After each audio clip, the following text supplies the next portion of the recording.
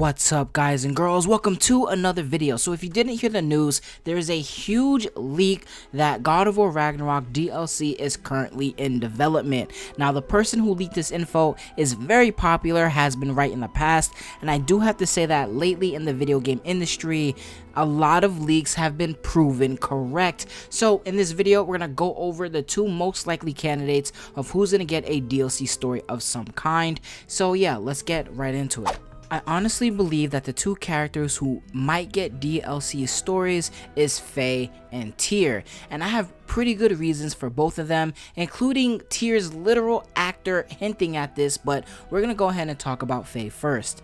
Faye's story is very interesting when it comes to her lore. Faye is not a character who is just Kratos' wife. She died and that started the adventure. She has a ton of history behind her. In her lore, she has been fighting against the gods for a very long time. She has been fighting against Thor and the other gods from destroying all the giants, and her story really picks up after all the giants left Midgard, and that's when she started fighting for, I believe, well over 200 years. Her story is extremely expansive. What we found out about her lore in God of War Ragnarok before she met Kratos is that she had a huge encounter with Thor. They fought in Vanaheim, and the battle was so powerful people even lost their literal souls, and it completely destroyed the area. We also learned some details that Kratos didn't even know about the character, like she drank, she has great anger inside of her, although she didn't really show it when she was around Kratos, and of course she'd have great anger. Her entire species is on the verge of extinction. There is so many points in time that Faye could have a story in, right? Have a story fighting gods that we didn't see in God of War 2018 and God of War Ragnarok that we know exist in this world. Especially the Asgardians. There's a ton of Asgardians that were mentioned, like Odin's brothers, for example. Forseti was mentioned several times in God of War Ragnarok. So it's really cool how they can expand on this story of Faye. Gameplay wise, it makes complete sense as well. You see, before meeting Kratos, Faye actually had the axe, and later on she passed down the axe to Kratos. Speaking of Kratos, the DLC can end at an absolutely perfect time when Faye actually met Kratos. According to the book Lore and Legends, when Kratos and Faye met for the very first time, they actually fought each other, even though the battle ended as soon as it started. However, we can actually see this battle unfold between Kratos and Faye through the perspective of Faye. So not only will they have to not redo the complete combat scheme, because again she had the axe, so just import the axe's mechanic from 2018 Ragnarok into this DLC, but she is also a hunter as well. She is known to be a very great hunter, as well as Skadi, another giant. So Faye being a hunter, you can have some bow and arrow stuff. Just take Atreus's animations and maybe just give it to her. Do something with it, right? Her lore is very expansive. Like I did say that she actually met Skadi, who was a giant hunter.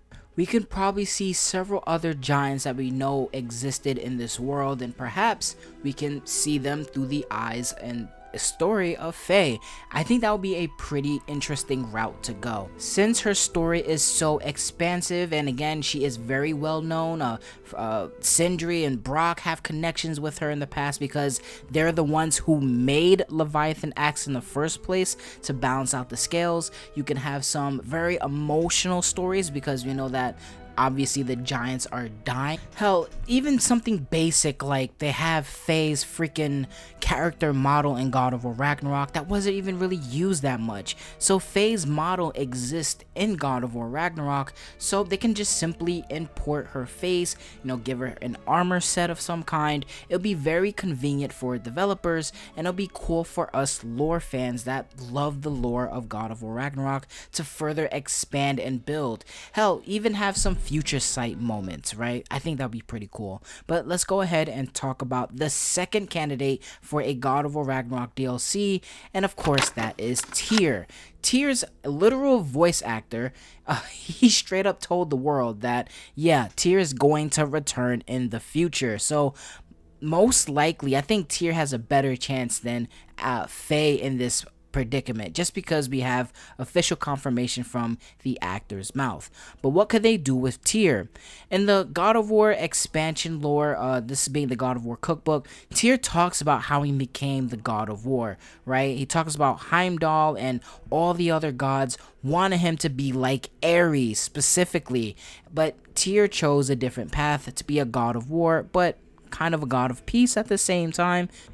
God of War Ragnarok clearly set up a ton of hints to other mythologies. So if they really want to give us a preview of what they can do with different mythologies in God of War, we can probably see it through a Tyr prequel.